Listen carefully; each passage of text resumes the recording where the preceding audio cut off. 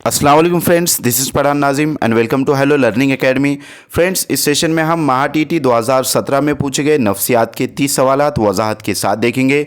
लिहाजा 23 नवंबर को आपका इम्तिहान कंडक्ट होगा। इसी को मद्देनज़र रखते हुए हेलो लर्निंग एकेडमी पर 15 डेज़ की बैच स्टार्ट की गई है, जिसमें आपको ऑल सब्जेक्ट्स के टेस्ट सीरीज अवेलेबल किए जाएंगे। जिसका जैसे आपका एग्ज़ाम होता है वैसे ही टेस्ट आपको मिलेंगे और 4000 प्लस MCQs एंड PYQs आपको प्रैक्टिस के लिए दिए जाएंगे।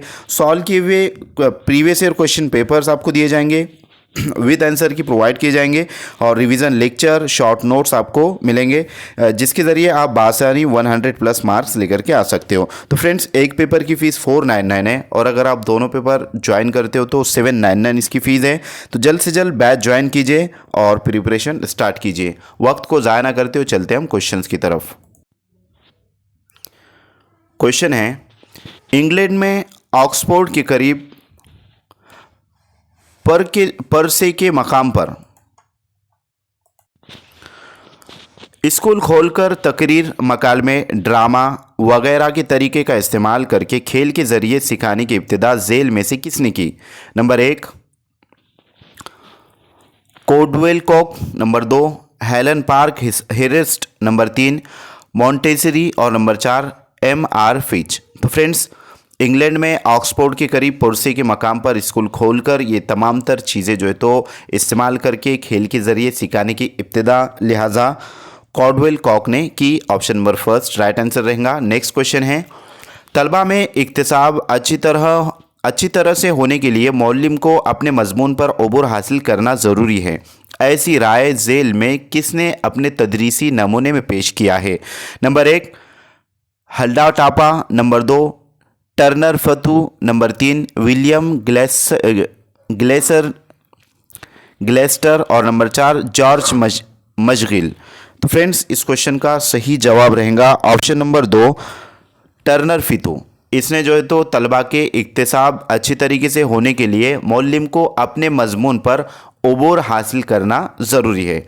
नेक्स्ट क्वेश्चन है, जब तलबा की खूबियों की नशोनुमा करके उनके मुस्तकबिल की ज़िंदगी को मालामाल किया जाता है और उसके ज़रिए समाजी माहौल और जुमला माहौलियात से ताल्लुक़ पैदा करने में मदद की जाती है, तब झेल में से कौन से तदरीसी नमूने का इस्तेमाल होता है? नंबर 1 मालूमाती अमली नमूना, नंबर 2 बर्ताव में तब्दीली के नमूने, नंबर 3 ज़ाती नमूने और नंबर 4 समाजी बाहमी सरगर्मी के नमूने। तो फ्रेंड्स, इस क्वेश्चन का सही जवाब रहेगा ऑप्शन नंबर 3 ज़ाती नमूने। इसके ज़रिए तलबा की नशोनुमा की यानी कि खूबियों की नशोनुमा करके उनके मुस्तकबिल की ज़िंदगी को मालामाल किया जाता है। अगला सवाल है कि नाबीना तलबा यानी कि जिसको नज़र नहीं आता उसे नाबीना कहते हैं, नाबीना तलबा की तदरीस करते वक्त मौलिम को झेल में से कौन से उसूलों का इस्तेमाल नहीं करना चाहिए? तो फ्रेंड्स, ये निगेटिव टाइप का क्वेश्चन पूछा गया है। नंबर 1 है ज़ायद मुहर्रिकात, नंबर 2 है मजमूई हिदायत, नंबर 3 है गैर मरई और नंबर 4 है ज़ाती अमल। तो फ्रेंड्स, नाबीना तलबा को तदरीस करते वक्त लिहाजा मौलिम ज़ाती मुहर्रिकात पर भी जो तो यानी कि उसूलों का इस्तेमाल करेगा, मजमूई हिदायत भी देगा और ज़ाती अमल भी करवाएगा, बट गैर मरई यानी कि जो उनको नज़र नहीं आता तो लिहाजा ऐसे जो उसूल है उसको इस्तेमाल नहीं करेगा। Option number third right answer रहेगा। नेक्स्ट क्वेश्चन है कि तलबा में तालीम में पिछड़ापन आने की झेल में से कौन सी वजह स्कूली वजह नहीं है? यानी कि पिछड़ेपन से मुराद बच्चे जो है तो अधूरी तालीम छोड़ देते हैं, 5वीं 6वीं या 9वीं 10वीं करके जो है तो छोड़ देते हैं, लिहाजा इसको पिछड़ापन कहते हैं। और इसकी कौन सी जो है तो स्कूली वजह नहीं है, ऐसा पूछा गया है। नंबर 1 है स्कूल का इंतज़ामिया का नाकिस होना, नंबर 2 है तालीमी वसाइल का फुकदान यानी कि तालीमी वसाइल की टीचिंग एड्स की कमी, नंबर 3 है सरपरस्तों का गैर तालीम याफ्ता होना और नंबर 4 सुपरवाइज़र और दीगर अज्जा की हमदर्दी का ना होना। तो फ्रेंड्स, इस क्वेश्चन का राइट आंसर रहेगा ऑप्शन नंबर 3 सरपरस्तों का गैर तालीम याफ्ता होना। ये स्कूली यानी कि बच्चों की तालीम के तलबा में तालीम में पिछड़ेपन की जो है तो ये वजह है। अगर से वालिदैन, सरपरस्त, तालीम याफ्ता नहीं रहेंगे तो वो उसी तरीके से जो है तो बच्चों को जिस तरीके से वो काम करते आ रहे तो बच्चों को स्कूल से निकाल करके कोई भी काम में जो है तो लगा देते। ऐसा हम जो है तो अक्सर बारह जो है तो देखते हैं।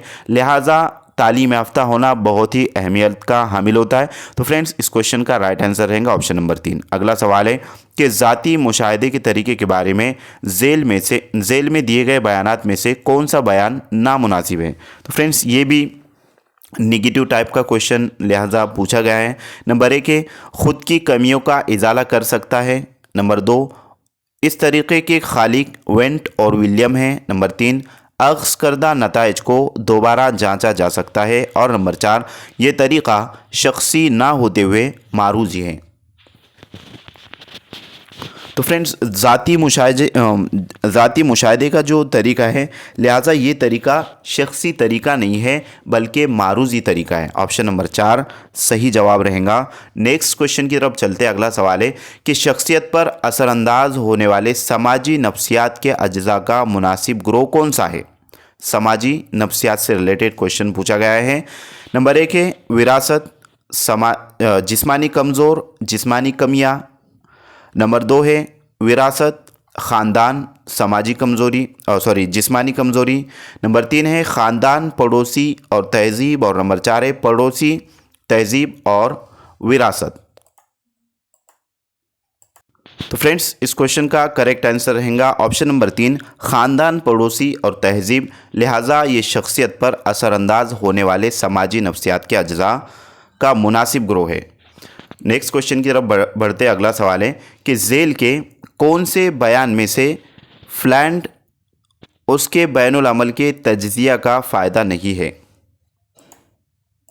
तो फ्रेंड्स, क्वेश्चन इस तरीके से है कि झेल के कौन से बयान में से फ्लैंडर्स के बैनुल अमल के तज्जिए का फ़ायदा नहीं है। यानी कि 3 फ़वाइद जो है तो इससे रिलेटेड रहेंगे और एक नहीं रहेगा और वही आपका जवाब रहेगा। लिहाजा ये भी निगेटिव टाइप का क्वेश्चन पूछा गया है। नंबर 1 है बराह रास्त जमात में ना जाते हुए नताइज अक्स किए जाते हैं। नंबर 2, जमात में समाजी माहौल का मुताला कर सकते हैं। नंबर 3, असतिज़ा की तरबियत के लिए यह तरीक़ा नाकाबिल इस्तेमाल है। और नंबर 4, मैट्रिक बेल की मदद से असतिज़ा के बर्ताव में इस्लाह की जा सकती है। तो फ्रेंड्स, इस क्वेश्चन का सही जवाब रहेगा ऑप्शन नंबर 3 के असतिज़ा की तरबियत के लिए ये तरीक़ा नाकाबिल इस्तेमाल है, जबकि जो है तो ये काबिल इस्तेमाल तरीका है और यहाँ पर आपको तज्जिए का फ़ायदा नहीं है। इस तरीके से पूछा गया है फ्लैंडर्स के बैनुल अमल के तज्जिए का। लिहाजा ऑप्शन नंबर 3 ये करेक्ट आंसर रहेगा। नेक्स्ट क्वेश्चन की तरफ चलते हैं। अगला सवाल है कि अगर एक तालिब इल्म तालीमी शोबे में ज़्यादा कामयाबी हासिल कर सके तो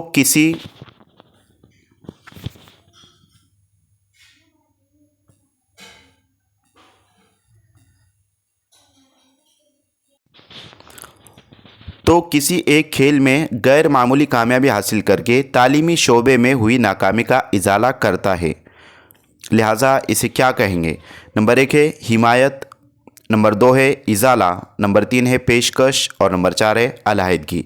तो फ्रेंड्स, इसे इजाला कहेंगे कि एक तालिब इल्म है तालीमी शोबे में ज़्यादा कामयाबी हासिल कर सके तो किसी एक खेल में गैर मामूली कामयाबी हासिल करके तालीमी शोबे में हुई नाकामी का इजाला करता है। लिहाजा इसे इजाला कहते हैं। ऑप्शन नंबर 2 सही जवाब रहेगा। नेक्स्ट क्वेश्चन की तरफ चलते। अगला सवाल है किसी मज़मून के तजुर्बात का, हालात का और अमल का मजमूई तौर पर ख़याल किए बग़ैर इदराक होकर बामायनी मालूमात पैदा नहीं होती और उसके बारे में ही बसीरत नहीं आती। ये मुंतकली के कौन से नज़रियात के मुताबिक होता है। नंबर 1 उमूमियत का यकसा अज्जा का नज़रिया। नंबर 2 उमूमियत का नज़रिया। नंबर 3 मसालियत का नज़रिया। और नंबर 4 गेस्टॉल्ट का नज़रिया मुंतकली। तो फ्रेंड्स, इस क्वेश्चन का करेक्ट आंसर रहेगा ऑप्शन नंबर 4 गेस्टॉल्ट का नज़रिया मुंतकली। अगला सवाल है आखिरी बचपन से मुताल्लिक दर्ज झेल में से कौन सा बयान दुरुस्त है। नंबर 1 उन बच्चों की समाजी इस्तेदाद और आला पैमाने की होती हैं। नंबर 2 उनके अखलाकी बर्ताव की पसंदीदगी का इन्हिसार हल्का बनाने में नहीं होता। नंबर 3, गुरों के मफाद के लिए वालिदैन को धोखा दे सकते हैं। और नंबर 4, अपने हम उम्रों की तरफ राग़िब नहीं होते। तो फ्रेंड्स, कौन सा बयान दुरुस्त है? इस तरीके से क्वेश्चन पूछा गया है, लिहाजा ऑप्शन नंबर 3 आपका करेक्ट आंसर रहेगा कि गुरों के मफाद के लिए वालिदैन को धोखा दे सकते हैं। ये आखिरी बचपन से रिलेटेड क्वेश्चन पूछा गया। अगला सवाल है कि दर्ज झेल मुतबादिलात में से कौन सा मुतबादिल तुफूलियत की नशोनुमा के लिए मफीद और मखसूस है? नंबर 1, बच्चे की हरकत व सकनात में इजाफा पैर से सर तक होता है। नंबर 2, याददाश्त की सलाहियत तेज़ होती है। नंबर 3, 4 से 6 माह के बच्चों को खौफ महसूस होता है। और नंबर 4, वक्त का तस्वुर वाज़ेह होता है। तो फ्रेंड्स, ऑप्शन नंबर फर्स्ट है कि बच्चों की हरकत व सकनात में इजाफा पैर से सर की तरफ सर तक होता है। तो सर से पैर की जानिब होता है, ना कि पैर से सर की जानिब। तो फ्रेंड्स, तुफूलियत की नशोनुमा के लिए जो है तो मफीद और मखसूस जो मुतबादिल रहेगा, लिहाजा ऑप्शन नंबर 2 आपका सही जवाब रहेगा कि याददाश्त की सलाहियत तेज़ होती है। यानी कि तुफूलियत की नशोनुमा में याददाश्त की जो सलाहियत है वो तेज़ होती है। ऑप्शन नंबर 2 राइट आंसर रहेगा। नेक्स्ट क्वेश्चन है, जीन प्याजे ज़हनी नशोनुमा और उसके अज्जा की जोड़ी का दुरुस्त मुतबादिल कौन सा है? यानी कि प्याजे की थ्योरी से रिलेटेड क्वेश्चन पूछा गया है। तो उसकी मुनासिब जोड़ी जो कि 4 यानी कि उसने स्टेजेस बतलाए थे, जैसे कि सेंसरी मोटर स्किल है, उसके बाद जो है तो pre operational stage, concrete operational stage, और लास्ट में जो है तो एडल्ट सेंस वगैरह के ताल्लुक से उसने बताया है। लिहाजा ऑप्शन नंबर फर्स्ट है कि बातचीत करने से कबल का मरहला, फ़ाली होने से पहले नुमाइंदगी का ज़माना, नंबर 3 मकरून अमल करने का मरहला, और नंबर 4 ज़हनी नशोनुमा का मरहला। यानी कि कॉग्निटिव डेवलपमेंट, इनकी ये डेवलपमेंट है, सेंसरी मोटर है, उसके बाद जो है तो प्री ऑपरेशनल, कॉन्क्रीट ऑपरेशनल और फॉर्मल ऑपरेशनल। तो इस तरीके से 4 स्टेजेस उसने बतलाए। उसके अकॉर्डिंग कौन सी जोड़ी दुरुस्त रहेंगी? तो फ्रेंड्स, यहाँ पर जो रहेगा, लिहाजा अलिफ नज़रियाती मसाइल को हल करता है। नंबर 2 बे कुछ हद तक तसव्वुर पैदा होता है। जीम है बच्चा मुहर्रिकात की दर्जाबंदी करना सीखता है। और दाल है कुदरती वाक़यात से नताइज अक्स कर सकता है। तो फ्रेंड्स, यहाँ पर लिहाजा बातचीत करने से कबल का जो मरहला रहेगा वो रहेगा कुदरती वाक़यात से नताइज अक्स करना। ये जो है तो बातचीत करने से कबल का मरहला होता है। उसके बाद है सेकेंड है कि फ़ाली होने से पहले नुमाइंदगी का ज़माना जो होता है, लिहाजा वो कुछ हद तक तसव्वुर पैदा होता है इसके अंदर। उसके बाद जो है तो मकरून अमल करने का मरहला जो है, इसमें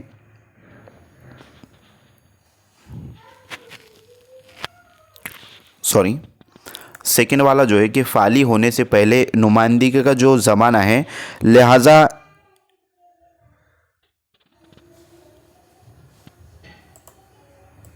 फ्रेंड्स ये इसका यही रहेगा कि कुछ हद तक तसव्वुर पैदा होता है। उसके बाद ये मकरून अमल करने का जो मरहला रहेगा, तो इसमें भी बच्चा यानी कि कुदरती वाक़यात से नताइज अक्स कर सकता है। और ज़हनी नशोनुमा का मरहला, लिहाजा ज़हनी नशोनुमा का जो मरहला होता है वो नज़रियाती मसाइल को हल करता है। इसके अंदर जो बच्चा होता है वो नज़रियाती मसाइल को हल करता है। अब ये जो आपको स्ट्रक्चर नज़र आ रहा है, लिहाजा इसके अकॉर्डिंग आपका कौन सा आंसर करेक्ट रहेगा, आपको कमेंट बॉक्स में इसका जवाब देना है।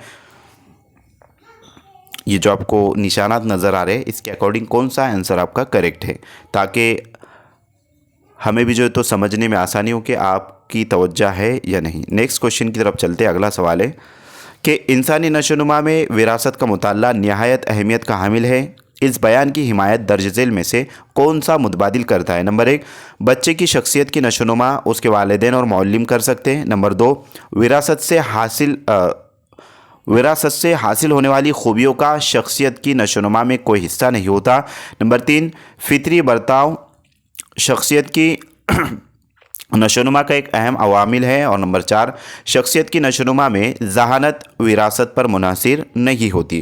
तो फ्रेंड्स, इस क्वेश्चन का सही जवाब रहेगा ऑप्शन नंबर 3 कि फितरी बर्ताव शख्सियत की नशोनुमा का एक अहम अवामिल है। नेक्स्ट क्वेश्चन की तरफ चलते हैं। अगला सवाल है कि अल्फ्रेड बिने के मुताबिक मसाइल हल करते वक्त दिमाग झेल में से कौन से नज़रिए से मदद नहीं लेता। निगेटिव टाइप का क्वेश्चन पूछा गया है। नंबर 1 है मसाइल हल करते वक्त फ़ाल रहते हुए मुताबिकत पैदा करना।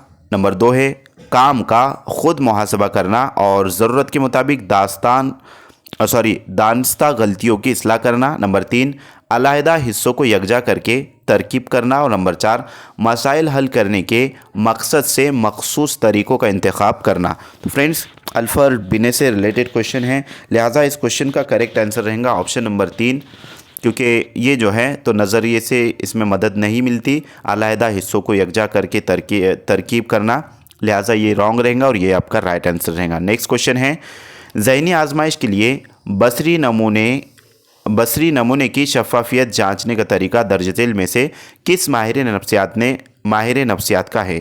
Number 1 Ebbinghaus, number 2 Galton, number 3 Terman और नंबर 4 गोद्रॉड। तो फ्रेंड्स इस क्वेश्चन का करेक्ट आंसर है ऑप्शन नंबर 2 गॉल्टन।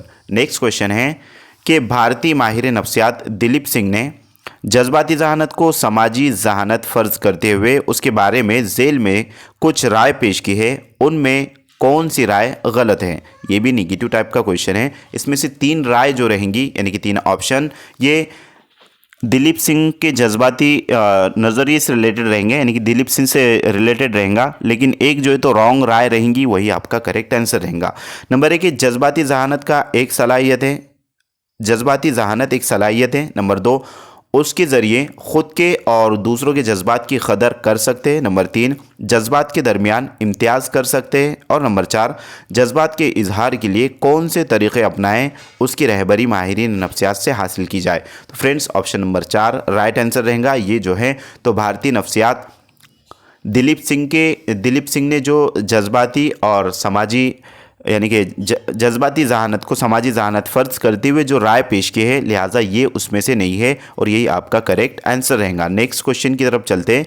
अगला सवाल है झेल में कौन सी मिसालें बाहमी इनफरादियत की तफरीक को जाहिर करती है। नंबर 1 सचिन को इल्मुल हिसाब करने में दिलचस्पी है। नंबर 2 सारा को गाड़ियों की आवाज़ से गाड़ियाँ पहचानने का शौक़ है। नंबर 3 ऋतुजा को गाना सुनने का शौक़ है। और नंबर 4 मार्तक को बास्केटबॉल खेलना पसंद है। तो फ्रेंड्स इस क्वेश्चन का राइट आंसर रहेगा ऑप्शन नंबर 2 कि सारा को गाड़ियों की आवाज़ से गाड़ियाँ पहचानने का शौक़ है, लिहाजा ये बाहमी इनफरादियत की तफरीक को जाहिर करता है। नेक्स्ट क्वेश्चन है बेहतरीन फ़न पारे अदब की तख्लीक और मुहिम जोई के पसे पुश्त काम और जिस्मानी तहरीक होती है, ऐसा ख्याल झेल में से किस माहिर नफ्सियात ने पेश किया है। Number 1 Norman, number 2 Lindsey, number 3 Freud और नंबर 4 स्किनर। तो फ्रेंड्स ये सिगमंड फ्राइड ने जो है तो इस तरीके से ख्याल को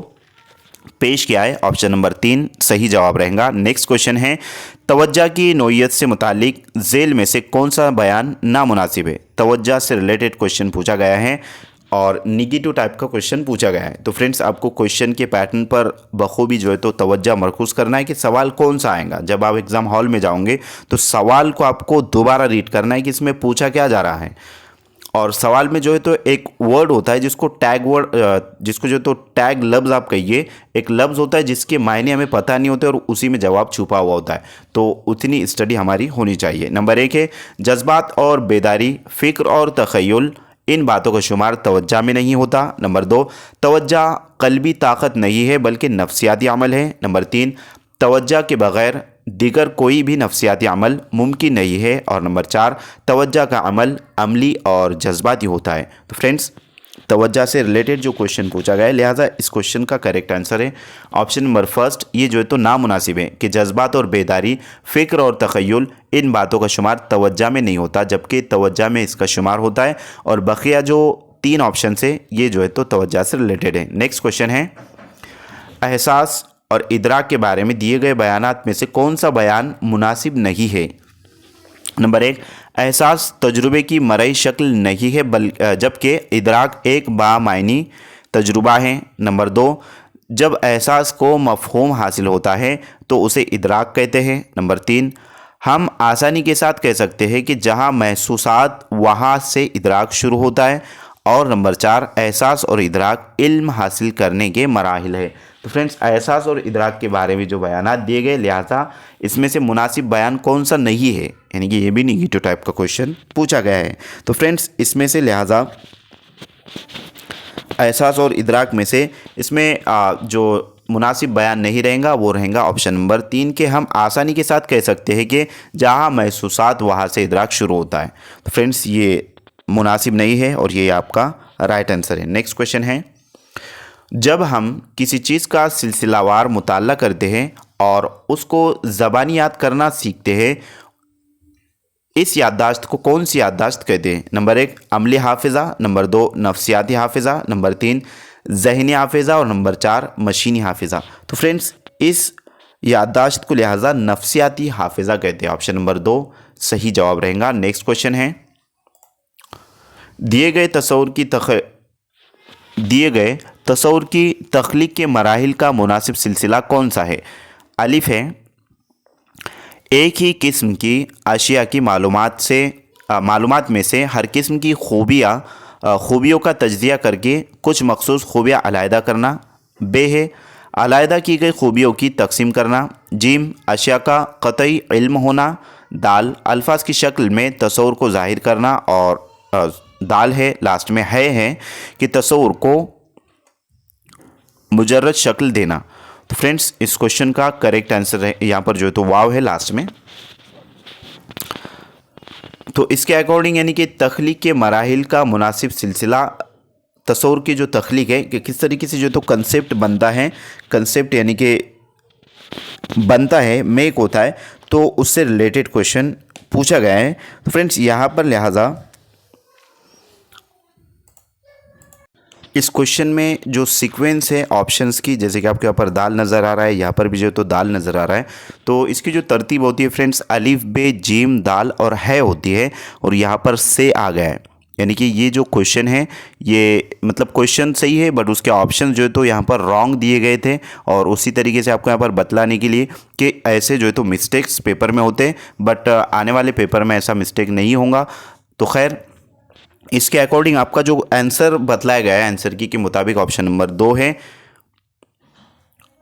तो जीम इसमें से करेक्ट रहेगा। उसके बाद अलिफ भी राइट रहेगा, और उसके बाद है बे भी जो है तो राइट है, और से और जीम ये जो तो दोबारा यानी कि डबल आया है, लिहाजा ये जो तरतीब रहेंगे इसमें वाव और दाल हो सकता है, और सॉरी है और दाल, और यहाँ पर वाव जो है तो आया हुआ है, तो इस तरीके से मिस्टेक्स होते हैं। लिहाजा नेक्स्ट क्वेश्चन की तरफ हम बढ़ते हैं। अगला सवाल है कि झेल में से हाफिज़े के अक्स के मराहिल से मुतालिक कौन सा बयान दुरुस्त है? हाफिज़ से रिलेटेड क्वेश्चन पूछा गया है। नंबर 1 है, इब्तिदाई हाफिज़ा बाद के हाफिज़े के अक्स के मुकाबले कमज़ोर होता है। नंबर 2, हाफिज़ा अक्स इब्तिदाई हाफिज़ा अक्स से ज़्यादा तेज़ होता है। नंबर 3, ख्वाब में देखे हुए अक्स बाद हाफिज़ अक्स होते हैं। नंबर 4, बाद हाफिज़ अक्स की तेज़ी इब्तिदा में कम होती है। तो फ्रेंड्स, इस क्वेश्चन का सही जवाब रहेगा हाफिज़ से रिलेटेड कि इब्तिदाई हाफिज़ा जो होता है बाद के हाफिज़े के अक्स के मुकाबले कमज़ोर होता है। ऑप्शन नंबर 1 राइट आंसर है। नेक्स्ट क्वेश्चन है, मसाइल के तदारुक के लिए झेल में से कौन सा बयान मददगार होगा? नंबर 1, एक फ़र्द फ़ैसला लेते वक्त ख़यालात की बनिस्बत जज्बात को अहमियत देता है। नंबर 2, एक फ़र्द मसाइल हल करने की बनिस्बत मसाइल से राह फ़रार इख्तियार करता है। नंबर 3, एक फ़र्द अपनी सहूलत के मुताबिक मफ़हूम अक्स करता है। और नंबर 4, कोई शख्स किसी दूसरे पर या उसके ख़यालात के बारे में गैर जानदारी से सोचता है। तो फ्रेंड्स, मसाइल से रिलेटेड क्वेश्चन है, लिहाजा इस क्वेश्चन का करेक्ट आंसर रहेगा कि कौन सा बयान मददगार होगा मसाइल के तदारुक के लिए। तो ऑप्शन नंबर 4 राइट आंसर रहेगा कि कोई शख्स किसी दूसरे पर या उसके ख़यालात के बारे में गैर जानदारी से सोचता है। नेक्स्ट क्वेश्चन की तरफ चलते हैं। अगला सवाल है कि आमोजिश से मुतालिक कौन सा बयान नामुनासिब है? ये भी निगेटिव टाइप का क्वेश्चन है। नंबर 1 है, आमोजिश ये एक बर्ताव का अमल है और वो बामकसद होता है। नंबर 2, सरगर्मी का इयादा गैर ज़रूरी है। नंबर 3, आमोजिश के लिए तरगीब के तौर पर इनामात की अहमियत होती है। नंबर 4, मकासिद के हुसूल के नज़रिए से जद्दोजहद करना लाजमी है। तो फ्रेंड्स, इस क्वेश्चन का सही जवाब रहेगा ऑप्शन नंबर 2 कि सरगर्मी का इयादा गैर ज़रूरी है, जबकि सरगर्मी का जो इयादा होता है वो ज़रूरी होता है। ये आमोजिश से रिलेटेड नामुनासिब बयान है। ऑप्शन नंबर 2 आपका सही जवाब रहेगा। नेक्स्ट क्वेश्चन की तरफ चलते हैं। अगला सवाल है, मुसलसल और हमाजहत पैमाइश कदर के झेल के हुदूद में से कौन सी हद नामुनासिब है? ये भी निगेटिव टाइप का क्वेश्चन है। नंबर 1 है अमल तखातुब यानी कि फॉलोअप की कमी। नंबर 2 वालिदैन में दिलचस्पी की कमी। नंबर 3 समाज का सिर्फ म्यार की तरक्की पर जोर। और नंबर 4 तालीमी वसाइल का फुकदान। तो फ्रेंड्स, इस क्वेश्चन का सही जवाब रहेगा ऑप्शन नंबर 3 कि समाज का सिर्फ म्यार की तरक्की पर जोर। ये जो है तो मुसलसल और हमाजहत पैमाइश कदर के यानी कि हुदूद में नामुनासिब रहेगा। नेक्स्ट क्वेश्चन है, शरह रब्त और उसका मफहूम ज़ाहिर करने वाली मुनासिब सिलसिलावार जोड़ी कौन सी है? शरह रब्त यहाँ पर बतलाया गया है 0.20 प्लस से जो है तो या कमी या कम, और मफहूम है कम रब्त, ज़्यादा रब्त, काबिल नज़रअंदाज रब्त और औसत रब्त। तो फ्रेंड्स, इसके अकॉर्डिंग लिहाजा ऑप्शन नंबर आपका डायरेक्टली जो तो हम ऑप्शन ले लेंगे। ऑप्शन नंबर 3 राइट आंसर रहेगा। अब आपको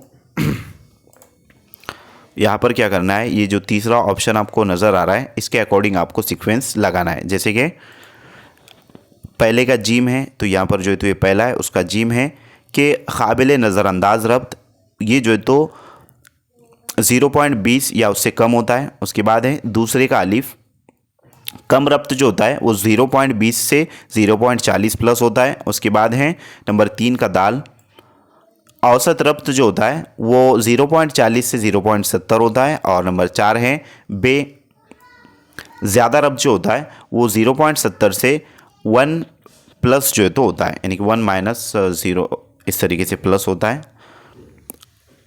नेक्स्ट क्वेश्चन की तरफ बढ़ते हैं। अगला सवाल है,